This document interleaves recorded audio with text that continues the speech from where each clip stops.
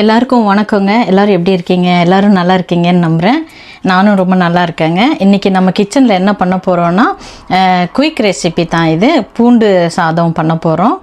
பூண்டு வந்துட்டு ஒரு 50 கிராம் எடுத்திருக்கேங்க. நல்லா தோலெல்லாம் உரித்து வச்சுருக்கிறேன். அதில் ஒரு ஸ்பூனு சீரகம், ஒரு ஸ்பூனு மிளகு 2 எடுத்திருக்கேன். கருவேப்பிலை ஒரு கொத்து எடுத்திருக்கேன். அதுக்கு தேவையான உப்பு வந்துட்டு எடுத்திருக்கேன்.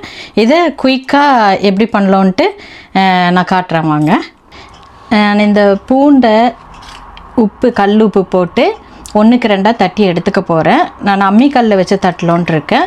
நீங்கள் இந்த மாதிரி கல் இருந்துச்சுன்னா இதில் கூட போட்டு தட்டி எடுத்துக்கலாம். 1க்கு 2 தான் தட்டணும், ரொம்ப நைஸாக தட்டக்கூடாதுங்க. நான் இதை அம்மிக்கல்லில் 1க்கு 2 தட்டி காட்டுறேன் பாருங்கள். அம்மிக்கல்லில் போட்டுட்டு அது கூடயே உப்பையும் சேர்த்து நான் தட்டிக்க போகிறேன். 1க்கு 2 தட்டினா போதும். இந்த அளவுக்கு நம்ம 1க்கு 2 தட்டினா போதும். ரொம்ப நைஸெல்லாம் இது அரைக்கலாம் வேண்டாம். சும்மா நான் தட்டி மட்டும் எடுத்திருக்கேன். உப்பையும் அது கூட சேர்த்துருக்கேன். ஏன்னா கொஞ்சம் உப்பு போட்டோம்னா அது காரத்தன்மையை கொஞ்சம் கம்மி பண்ணும். இல்லைன்னா ரொம்ப பூண்டோட காரம் அதிகமாக இருக்கும். அதனால தான் அது கூட உப்பு போட்டிருக்கேங்க. மிளகு சீரகத்தை இதில் போட்டு இடிச்சுக்கலாம். 1க்கு 2 இடித்தா போதும். 2யும் ஒன்றா நான் இடிக்க போகிறேன். இடிச்சிட்டு வந்து காட்டுறேங்க. பாருங்கள், சீரக மிளகு 1க்கு 2 நான் தட்டி எடுத்திருக்கேன். அதே மாதிரி பூண்டும் தட்டி எடுத்தாச்சு. இதை நம்ம தாளிக்கிற ப்ராசஸிங் நான் காட்டுறேன்.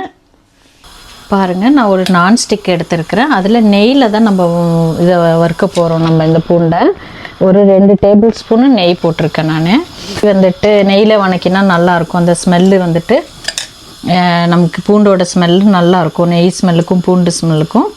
நெய் காஞ்சதுக்கப்புறம் பூண்டு போட்டுக்கலாங்க.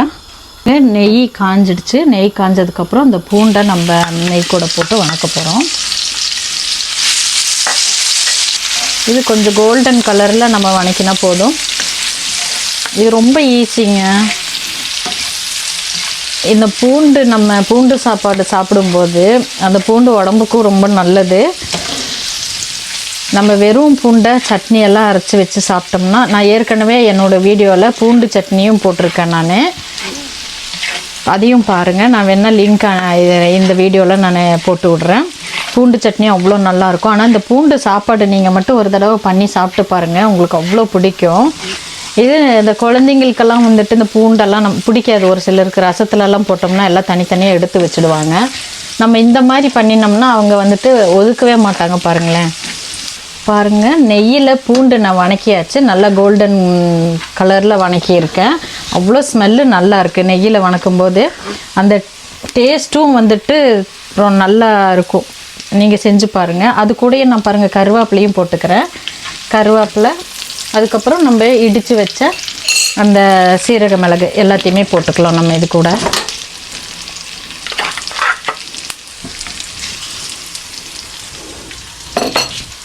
இதில் நம்ம காரம் எதுவுமே சேர்த்தலைன்னா பூண்டோட காரமும் இருக்கும், மிளகோட காரமும் இருக்கும்.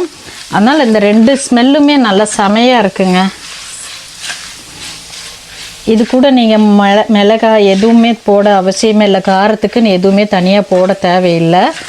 இதில் சீரகம், மிளகு, இந்த பூண்டு இது 3ஓட காரமுமே வந்துட்டு ஸ்மெல்லு அவ்வளோ நல்லா இருக்குது. டேஸ்ட்டும் அவ்வளோ அல்லுங்க. நீங்கள் ஒரு தடவை ட்ரை பண்ணி பாருங்கள். குழந்தைங்களுக்கெல்லாம் லஞ்ச் பாக்ஸுக்கு கூட நீங்கள் கொடுத்து விடுவீங்க. குழந்தைங்களுக்கு என்னன்னே தெரியாது, இது பூண்டு சாதம் கூட தெரியாது. அவ்வளோ அளவுக்கு நல்லா லஞ்ச் பாக்ஸ் காலி பண்ணிட்டு வருவாங்க. இதில் நான் ஆல்ரெடி பாஸ்மதி ரைஸு ஒரு 1/2 கிலோ நான் வடித்து வச்சுருக்கிறேன். அதை இது கூட கலந்துக்கலாங்க. நல்லா வணங்கிடுச்சு, ஸ்மெல்லும் நல்லா இருக்குது. பாஸ்மதி ரைஸு நான் 1/2 கிலோ போட்டு நான் வடித்து வச்சுருக்கிறேன்.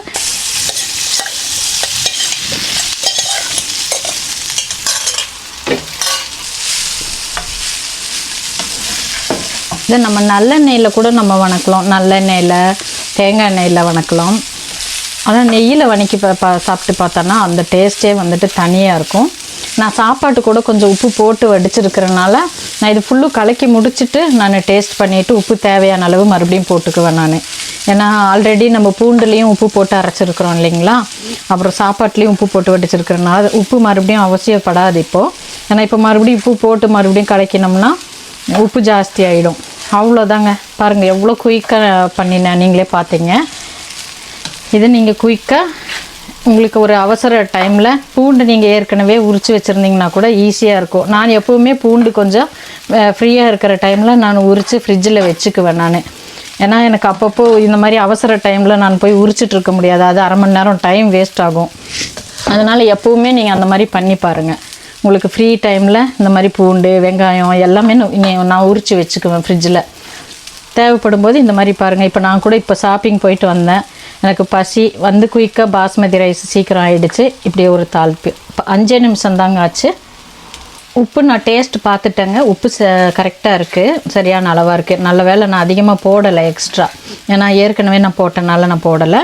எல்லாமே கரெக்டாக இருக்குது. அவ்வளோதாங்க, ஃபினிஷிங் பாயிண்ட் வந்தாச்சு. சாப்பாடு ரெடி. இப்போ நம்ம பரிமாறலாம். இது கூட நீங்கள் வந்துட்டு ஏதாவது துவையலோ இல்லை அப்பளமோ ஏதாவது வச்சு எது வேணுனாலும் வச்சு சாப்பிட்லாம். அவ்வளோதான்.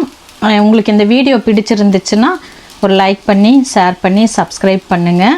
நீங்கள் கொடுக்குற ஒவ்வொரு ஆதரவுக்கும் ரொம்ப நன்றிங்க. உங்கள் சப்போர்ட் எனக்கு எப்போவுமே தேவைப்படுது. எல்லாருக்கும் ரொம்ப நன்றி. மீண்டும் அடுத்த வீடியோவில் பார்க்கலாங்க. பாய்ங்க.